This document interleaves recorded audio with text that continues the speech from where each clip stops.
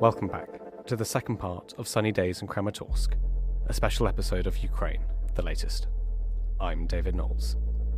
In June, I travelled across Europe, from London, England, to Kramatorsk in eastern Ukraine, with a group of British volunteers delivering aid and vehicles to the Ukrainian armed forces.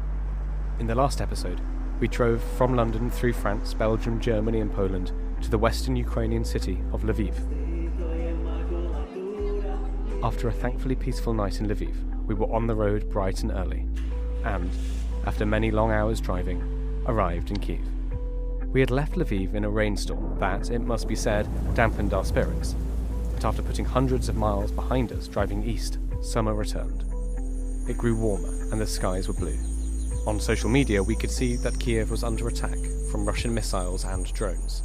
Just as African leaders paid a visit to the city, we drove on. After many hours our cars crested a hill, and the city lay beneath. A little more than a year ago, I'd approached Kyiv in darkness, driving past the ghosts of bombed apartment buildings. Now, in high summer, the city glittered below us. First things first.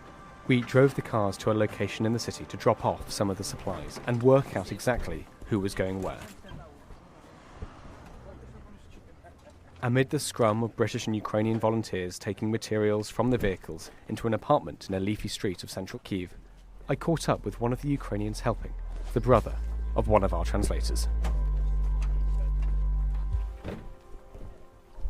What do you make of what's happening now? What do you think of these volunteers? I really appreciate this because I guess for now it's really needy in our country. You know, today's morning we have Russia attacked the Kyiv once more, and when I wake up from bombs, and then I go here and these guys, everyone, these volunteers arrived these cars. These 5 cars for us, it's like God blessing, I know. I don't know. Do you know much about where they're going, what they're going to do? Yeah, they will go to Zaporizhia, to our military for... I don't know exactly what kind they will do there, these cars, but I think they really need them for getting from point A to B and doing this fast, because I know especially guys there that have troubles with speed. We can get in some points really quickly, but we need this right now because everybody talking about the counterattack on the Russia. If you could give one message to people listening around the world, in the US, in the UK, Australia, everywhere really, what would you want them to know? What would you say? I hope that this is the last war in our lives, because it's really scary, and I don't know exactly the point of this war, because nobody knows. I lived in Zaporizhia for my 18 years, and I speak Russian. Every day my friends speak Russian, my parents speak Russian, I'm speaking Russian, and that was a shock for me that Russia actually attacked us. So why? I don't know why. They talking that we are Nazis here, that we are hating the Russians, that we attack the Russians, but that's not true, to be honest. That's not true. I'm listening to Russian music, I talk the Russian all my life, and now they attack me for being a part of the Russia. It's ridiculous for me. So I hope that's not will happen anymore anywhere. All too soon, it was time to say goodbye. The day was getting late and we needed to be up early for the long drive to Kharkiv. I accompanied the volunteers as we crossed the bridge to the left bank. Soon we'd left the main roads and found ourselves in a dusty industrial warehouse where we were going to leave the vehicles overnight. There's a group of volunteers here who basically paint them, they camouflage them, they're working through the night. So we've brought vehicles here, they're going to spend the entire night decorating them, camouflaging them. Can you just explain to us what you're doing in this warehouse here? So, since the war began... This is Anna, one of the Ukrainians accompanying us on the trip.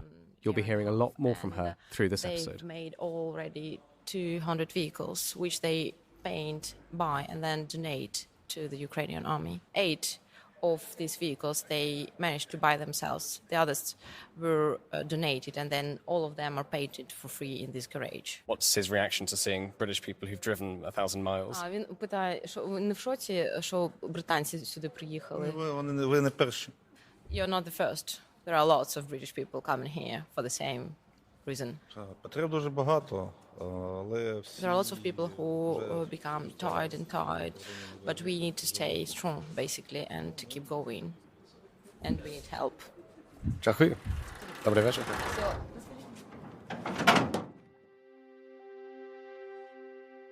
We said goodbye to the cars and headed back into the city to sleep. The next morning, I was eager to see the transformation from rustic English farm vehicles to frontline vehicles of war. So we're here back in the industrial yard where the volunteers' trucks have been painted, camouflaged. There's a huge smell of sort of paint and fumes in the air. One of the volunteers has just told me to do this interview quickly because otherwise we'll become overcome with the toxic smell of the fumes. They've all been painted a dark sort of khaki greenish colour with a black pattern over the top. It's quite something. I actually didn't recognise which car was ours until being pointed to the right one. Can you talk us through the different number plates being put on the vehicles? So number plates in the back are default British car plates, which are ones they had, and the one in front says Atom, which I would imagine it's a name of the garage in here, or maybe a call sign of one of the people that works in here. But anyway, they just fit those on the cars that they do. They've done many cars by this point, and they're known in the checkpoints that we're going to be going through. So the soldiers will see the front of the cars, they'll see Atom, they'll go, okay, we know what that is, and the number plate at the back is just sort of for show, to have a number plate. Yeah, so that, because it's, I think it's just going to make it a bit worse if you drive without any, actual plate at all. Then I turned to Alex, one of the British volunteers. What do you make of what you're seeing? Just the resourcefulness of the Ukrainian people is absolutely phenomenal. I'm flabbergasted.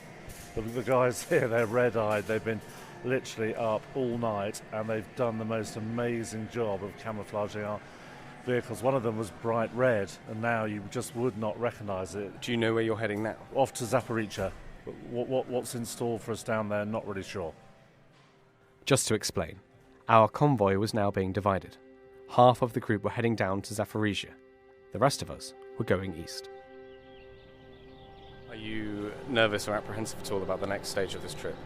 I'm not, because I trust the people we're with, and I'm sure they wouldn't put us in danger if there was a possibility of that. So no, I'm absolutely relaxed about it. I'm actually excited to see the guys who we're going to give the drones and all the kit to, plus the amazingly camouflaged vehicles. If we don't meet again, if you're heading down to Zaporizhzhia and I'm heading off to Kramatorsk, can I ask you, what are your final thoughts? This has been an amazing trip, and I definitely want to do it again because the cause is far greater than I'd appreciated before. As far as I understand, the next few days, we're heading to Kharkiv tonight, and then down to Kramatorsk. It's a very, very long way. Kramatorsk is 9 hours, roughly, from Kyiv. So one night in Kharkiv awaits, down to Kramatorsk, give the vehicles over, and then back to Kyiv.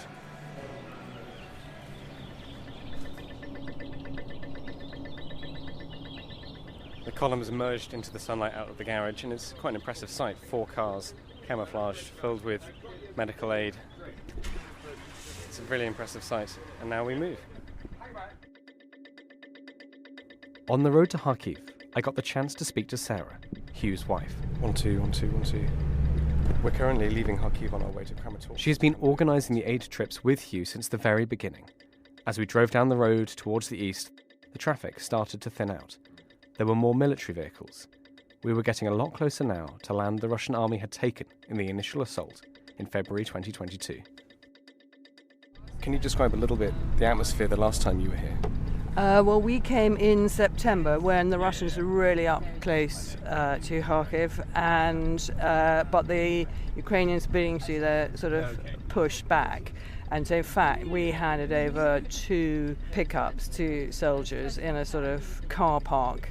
And our pickups were used that night and the night after in the recovery of Lyman, getting that back into Ukrainian hands. But it really felt like being in the Wild West. We went off to a bar with the soldiers we'd handed over to, and it just felt like everybody there, apart from us, was soldiers or their sort of wags. We did not stay the night there. While we were there, we did hear the air alarm go off. We heard a couple of booms in the background, and the soldiers we were with just sort of quietly said, "Oh, SE 300s," because we don't feel the blast from them, and they must be more than 3 miles away. And we caught the night sleeper back to Kyiv, and I think that night, after we left, the railway yard was hit by a missile just after we'd gone. So we had an interesting time, but very safe time. It was all fine and everyone was cheerful and all went really well. They pushed back and made huge ground. Now it feels much more like a happy town. You have no particular... There are lots of camouflage cars here, but mainly they're just normal cars. Everyone's in their summer clothes, out in the cafes. Sunny. There is some more missile damage. It's quite visible around the place, a lot of it. But the atmosphere is happy and sunny and cheerful. Do you ever feel nervous or scared on these trips? How many have you made? I've made 3 trips. I haven't actually ever felt personally concerned, but I think we probably bring with us good luck, because whenever we come we seem to miss any big bangs and wallops, but obviously we do have to be careful. If you could sum up why you come on these trips and why you're doing this, what would you say? We'd been to Ukraine a few years before the invasion, and we were just so shocked when Russia really invaded, and we had friends in Ukraine, and you realise really it was just such an extraordinary thing for Russia to do. And we just found ourselves having these contacts in Ukraine made it possible for us to work out a way of getting stuff that they really needed, and getting it direct to them when and where they needed it, more or less. And that just felt, gosh, if we can do that, then that's what we should be doing. What's it been like doing these trips with your husband, with your partner? I think it's really good, actually. I feel it's a great compliment, actually, that he wants me to come. It gives us lots of shared experience to talk about afterwards. And right now, apart from our Ukrainian, who are really making it all possible, and there are several Ukrainian women with us who are amazing. I'm the only woman coming, and I'm kind of sort of conscious that some of the other men who are in the convoy quietly saying, "Don't tell my wife, it's all right." Because I quite like coming out and having a boys' outing. We checked in at a small hotel in central Kharkiv. The owner promptly offered the group a short walking tour. Eager to see more of the city, I tagged along. A little tour by the hotel owner, actually. And there's a McDonald's fairly close by, which has been bombed recently, and he said that 3 days ago a missile landed just 100 yards down the street. It's showing us that now. Just above the skyline there is a really beautiful church with golden onion domes at the top, and that's where I think we're heading. First time in the east of Ukraine. Lots of shrapnel here. We're just outside some law offices, and there's some shrapnel markings on the ground. What does it say? There's some writing underneath the shrapnel blast. These flowers were not forgotten, will not be forgotten. So there's a little shrapnel splatter there. So the rocket must have come from that side, hit the ground and bounced up and gone into the wall. And wall of the building, many of the panels are blasted off and the windows MDF shut. These flowers will not be forgotten. And there's another one here. So this building was quite badly hit, and the building on the opposite side of the street also has its windows out. Hang on, I'm being left behind, just trying to catch up. So it's quite clear that the centre of Kharkiv has been quite badly hit quite a few times. But I'd say the last time I saw shell splatters like that was probably in Bucha, and they still hadn't cleared them up. So it's interesting to see it here. Yeah, the evidence here is pretty much everywhere you look, there are windows still out. There's shrapnel all hitting the sides of the buildings. Shops to our right. I think we've seen more obvious damage from shelling and from missiles and bombs here than we have anywhere else so far in Ukraine. This really is a frontline city. The Russians got extremely close here. University building, and this is the SBU. So we're right in the centre of Kharkiv. We've got the Opera House, the university, the SBU building. The city administration is just a couple of 100 yards away. This is really what they were targeting. Yes, exactly. The most central street of Kharkiv, called Sumskaya Street. I must admit, I rather like Kharkiv. Very wide avenues. Some really lovely old architecture, some new ones as well, some new styles as well. People zooming around on electric scooters, families out enjoying the sun, and just an enormous amount of damage in the centre. Enormous amount. It's a very beautiful city, I rather like it. As the light was failing in Kharkiv, a sight I didn't expect to see. I'm standing in front of the Opera House in Kharkiv, and there's a man in a giant polar bear costume with a bow tie in the colours of the Ukrainian flag, dancing. Welcome to Kharkiv.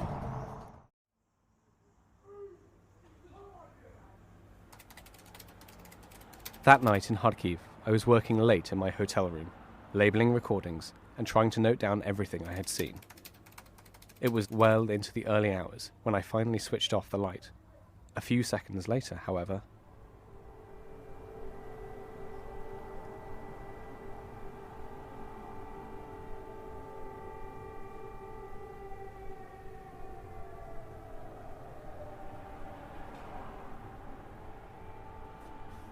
luckily for Kharkiv tonight, it was just a few minutes until the all clear sounded. Attention. And it was announced by a familiar voice. The air alert is over. May the force be with you. For those of you who don't know, yes, that is Mark Hamill, Luke Skywalker. The next day we woke early for our final journey with the vehicles and supplies. We were driving from Kharkiv to Kramatorsk. It's a long drive and took us through territory that had been liberated in Ukraine's stunning counteroffensive in autumn 2022. It would be my first encounter with the unspeakable horror that modern warfare brings. From the safety of our cars, we drove past scenes of unimaginable destruction. Just crossing over a river in the region, and a whole bridge has been destroyed. Whole bridge collapsed, blown up into chunks of concrete and twisted steel. And we've just driven across the replacement bridge, which is really low down next to the river.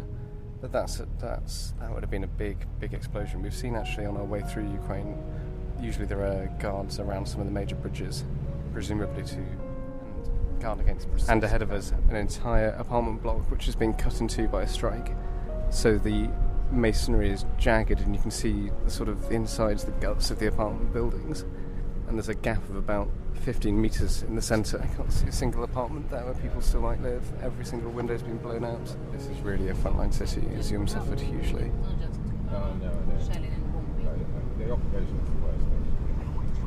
Izium was also the centre of atrocities during the Russian occupation. Extrajudicial murder, torture. I'm just driving through the centre now, and you really see this is what Total War looks like. Every single building has got some sort of damage.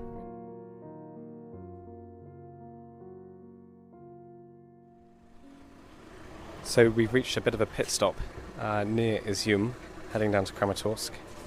It's a fascinating place. There's lots of cars, lots of military vehicles, quite a few soldiers hanging about. There's old ladies with little stalls selling things like dried fish. I turned to Hugh to ask him what he thought. Oh, wonderful. I have not seen these mini fish markets before. They're absolutely spectacular. Just little stalls with loads of fish hanging off them, presumably out of lakes, because we're quite a long way from the sea, and I'm guessing it's local. But what's fun about being off the main roads is actually seeing what small towns and villages really look like. The little stalls, the shops, the food. What are people using this for? Are they sort of picking up supplies as they go to the front? Is it a bit of a rest? I think initially it used to be some kind of village market. But today, obviously, it's market supply and soldiers on the front line. What was that thing you said in the car about why the tomato crop this year or last year is going to be so good in Ukraine? I said that lots of Russian blood covered this field, so our harvest will be very rich this year. It's what the locals used to say the last year. When you're travelling through this country where you see the devastation that the occupation forces have wreaked, how do you react to it? What do you think? Well, that's very funny because the first time I took this road, it was a couple of months ago, and we entered on this road and from Izium to Kramatorsk, and it's full of completely destroyed, very damaged little Ukrainian villages. And suddenly I felt very angry, actually, and I was not even upset or sad, but just so angry and full of hate that it even scared me. Do you still feel like that now? No, I don't feel that. I'm just very upset for people who lost their home here, and I hope very much that this war will be over very soon for all of us and people can just go back to their lives. After passing through Izium, we travelled through Slovyansk. Just heading now through the town of Slovyansk. Oh, was that another bloody checkpoint? No. Okay.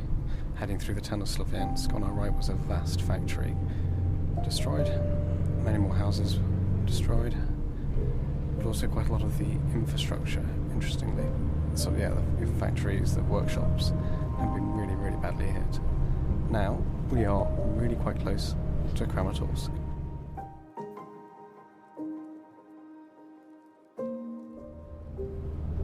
We're heading through another completely destroyed village. So the road ahead of us is straight. We're dipping into a valley and then going up the hill. Every single house here, the roofs have been destroyed. It looks almost completely abandoned. One house over there has tarpaulin placed over it. There's a Ukrainian flag flying on the right. I cannot see any people here. There's a sign in English there saying, "Please help build this village."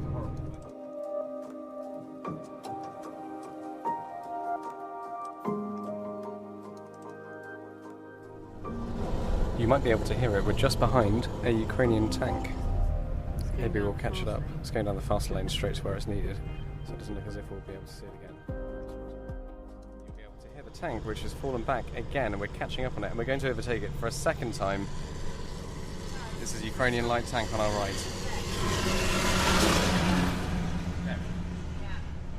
It's coming back again.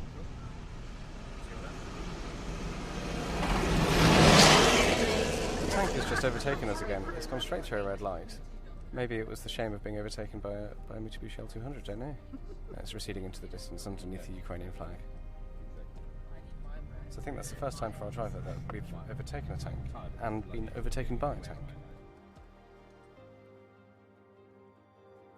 There's a Ukrainian flag fluttering against the blue sky, and right in front of me is what looks like a destroyed Russian tank. It's rusting, driven off the road. The turret's gone. The tracks are half sunk into the ground on the left. All the wheels are buckled.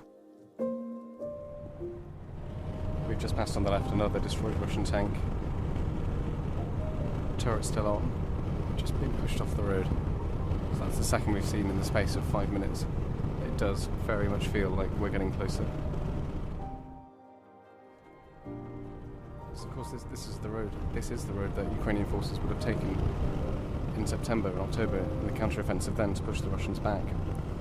So all the fields around here are mined, and I must say it feels like it's getting closer and closer. First the odd destroyed building, then entire destroyed villages. There's quite a few road closures, but we've just tried to get through one way, been told by the soldier, love the car, but this is not the way. This is not the way, you have to go round, go back, go around. So we think this journey could be a little slower than we thought. Yes.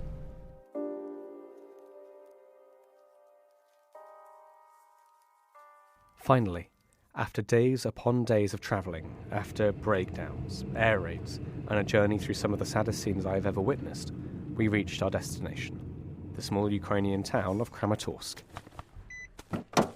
Just 50 minutes or so away is the town of Bakhmut, currently the scene of fierce fighting.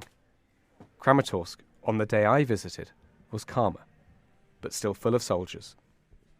We drove through the tree-lined streets to meet the military units. So the convoys arrived in Kramatorsk. The Ukrainian with us is shaking hands with the men from the army, there's several women as well. Looking very, very happily at the two trucks that have been brought. So now the volunteers are taking out the drones, taking out some of the material from the car, overseen by a Ukrainian soldier. Arms crossed, with an absolutely splendid tattoo down her face. So there's, I think, about 6-7 soldiers hanging about to do this transfer. Overlooked by a very stern woman with a tattoo on her neck and both of her arms. Everybody else is in fatigues. And here we are. How do you feel? I feel, as always, sort of slightly anticlimactic. We sort of arrive here and we can't, and here are these people who have obviously delighted to see us, but we can't communicate properly with them, and that is incredibly frustrating that they can't express what they feel really, other than, I suppose, in their emotion. Is that an NHS ambulance? What? That looks a bit like an NHS ambulance. It does. It is, That hang an on. NHS ambulance. That's London Ambulance Service, NHS Trust. Here we are in Kramatorsk, and there's an ambulance being sent from London. Extraordinary. The Ukrainian soldiers were delighted with the aid and supplies delivered by the volunteers, and they had some gifts of their own for the group. What kind of rocket? A Javelin or a... This is from Bakhmut. Wow. The 56th Brigade are shaking hands with the volunteers, handing over their flag, some patches as well, and I think they're going to take some pictures of them holding it up as well. Everybody's smiling. It's quite a moment. Amazing. Magnificent. LPG-7. No. It's another bit of... Oh, really?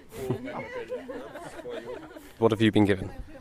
Part of an LPG-7 as a souvenir from Bakhmut, where we have taken 3 trucks, I think, in total.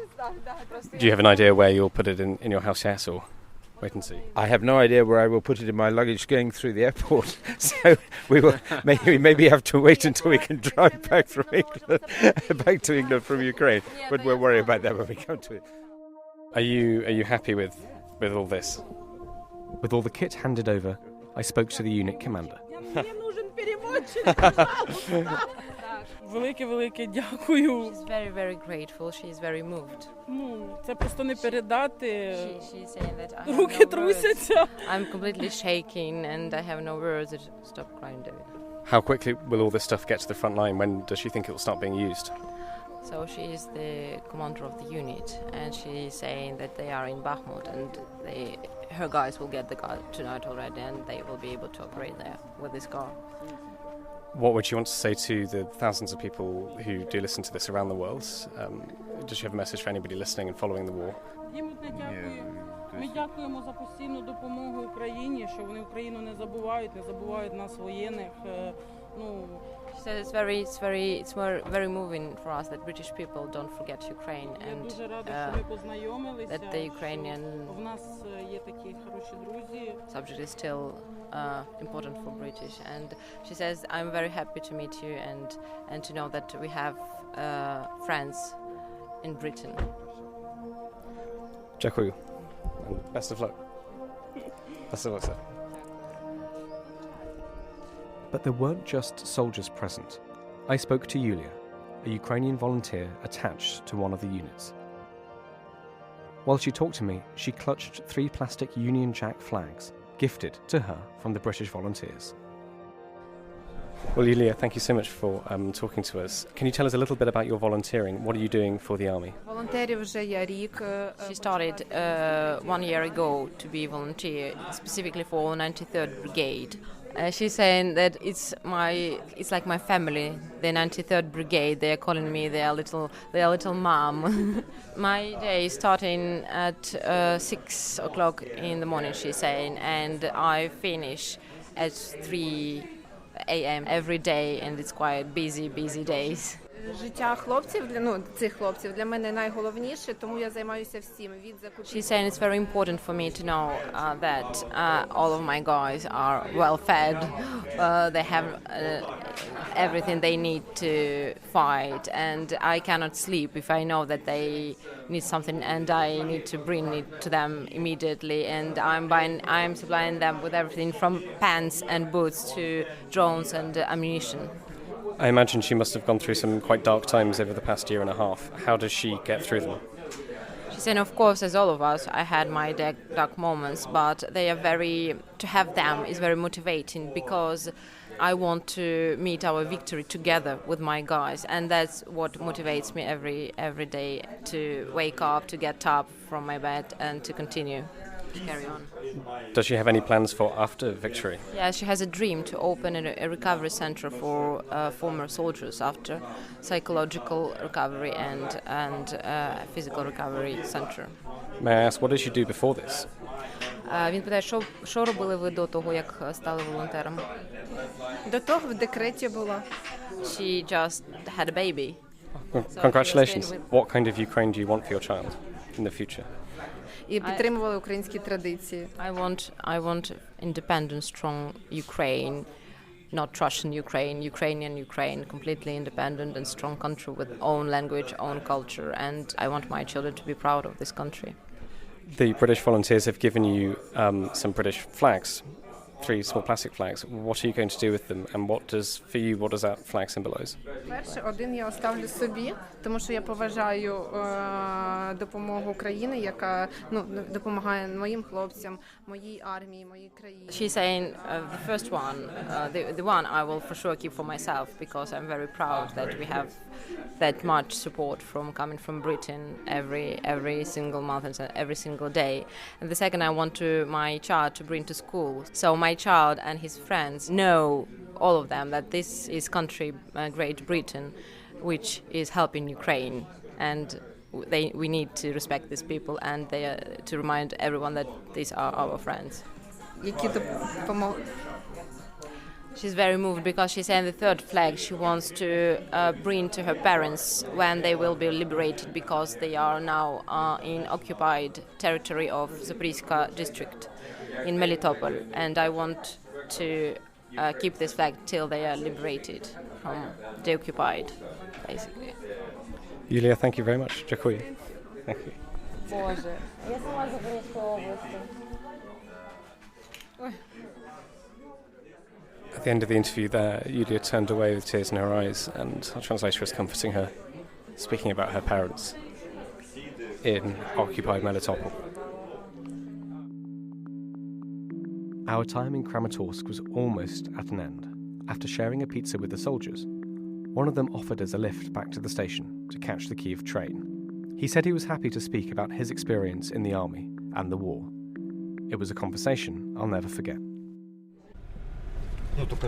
So, if you could just give his age and his name and tell us what videos he was showing. Меня зовут Женя.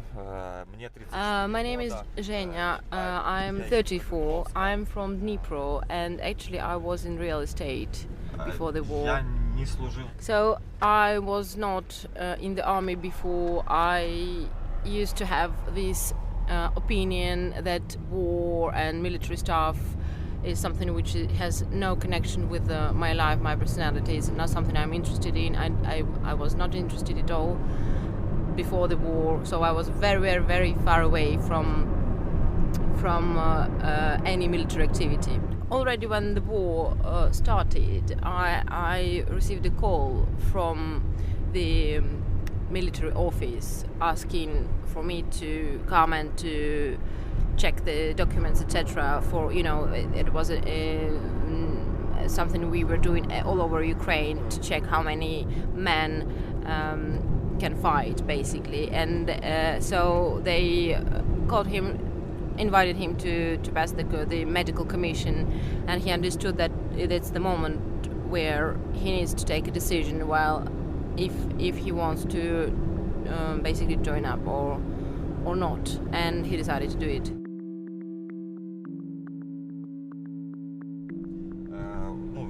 Про личную мотивацию. Мне 34 года, но, так скажем, я долго искал себя. Before this war, I was quite lost. I didn't know what to do with myself. I have my mother and my sisters and my nephews, but I have no wife, I have no children. So the moment arrived where I was asking myself about what's next. И вот на данном этапе, матери, сестре и племяннице пришлось уехать в Германию. And then the war happened, and my mother and my nephew and my sister, all of them needed to flee to Germany, and I stayed here all alone. Отец тоже в Днепре, как сторожит, смотрит за домом. My father is still in Dnipro. And, он не хочет уезжать, он взрослый человек, который хочет остаться. My father didn't join up just because he's quite old. He's almost 70 years old. He made the same decision to stay because, as me, he has the same views that we need to fight for our country to be able to continue our lives. Can I ask, what experience does he have of combat? Первый бой, первый и самый страшный бой в моей жизни. So the most frightening experience in Bakhmut was my first experience. We were in Bakhmut, and the fight was quite long. It was 5 hours and a half, and we were just 19 soldiers, and they were hundreds and hundreds arriving from nowhere like zombies. Там, так скажем, был бой в лесу. So the fight was in the wood. It was awful because in the wood the weather was quite weird, and we were not even able to see if we are firing on, if it's not a friendly fire and we are actually killing enemies and not our comrades. Это самый сложный был бой. Но самый fight. Хороший опыт я получил The most interesting experience I had in Solidar. We were much closer to the enemy, and I was even able to see actually the enemy in front of me and to know that it is the enemy, and we had nice fights there. So basically he's saying that he killed lots of Russians, and he even used the grenades. He was able to use grenades. Даже удалось убить командира, и за что?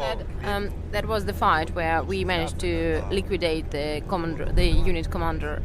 And Russians obviously are getting very angry when we do these kind of things. So they were so nervous that they asked for help, and lots of tanks arrived, and it was a very, very, very complicated fighting. Is there one memory over the past year and a half that really stands out for him and for whatever reason? My friends which were gone, and these days you cannot ever forget, because I lost lots of friends. И, никогда не забуду то, как я их лишился. The most awful thing is that I cannot forget, while I'm trying every day to forget how they died, and that's the hardest thing, because every day I have all these pictures again and again reappearing in my memory, because Russians are cruel and barbarian. Thank you. Thank you. Good luck. Very cool. Yep. Okay. After saying our goodbyes, we jumped on a train to Kyiv and started the long, slow process of leaving the country. Genier and his friends went back to the front to fight. I went home to London. After 10 days, my journey was over.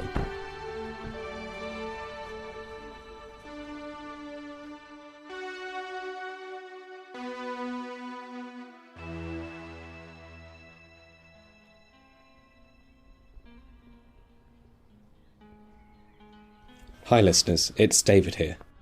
It's now been 6 months since I travelled from London to Kramatorsk, and I've waited so long before recording this ending. Enough time for the adrenaline and excitement of the journey to wear off, and the memories to sink in. For Christmas, I've come to visit family on the western Scottish island of Islay. Outside, A winter storm is raging, rain is lashing against the windows, and the wind is bending the sparse trees. From here, my trip in June now feels like something of a surreal dream. From hearing the first air raid sirens interwoven with Christian prayer, to bumping along the back streets of Kramatorsk, interviewing Zhenya about his time fighting in Soledar and Bakhmut. It's now just a few days before Christmas, and I find myself thinking again of Zhenya. I wonder if he's still alive. What further horrors he may have witnessed. How many more of his friends have died. My final thought isn't long. I'm less eloquent than Francis, and less worldly wise than Dom. But I can say that I hope everyone listening hears in these stories the kindness, courage, and selflessness, as much as they hear of the cruelty, destruction, and needless suffering. I hope people realise that in the face of great evil, there's always hope, as long as good people are courageous enough to do the right thing. And that's true of the highest politicians, generals, dignitaries, to the most ordinary of us, from Polish, German mechanics to volunteers from around the world who decided their friends needed help and got involved, even to you, our listeners. Before we end, just a quick message from the volunteers I accompanied who wanted to pass on their thanks for listening, and some details. We'll also include these in the show notes. But they say, if you would like to donate time, equipment or money, or are interested in buying your own vehicle and delivering it to Ukraine, you can get in touch at ukraine.supply@proton.me. That's ukraine.supply@proton.me. And finally, from me, David Knowles, thank you very much for listening. Goodbye.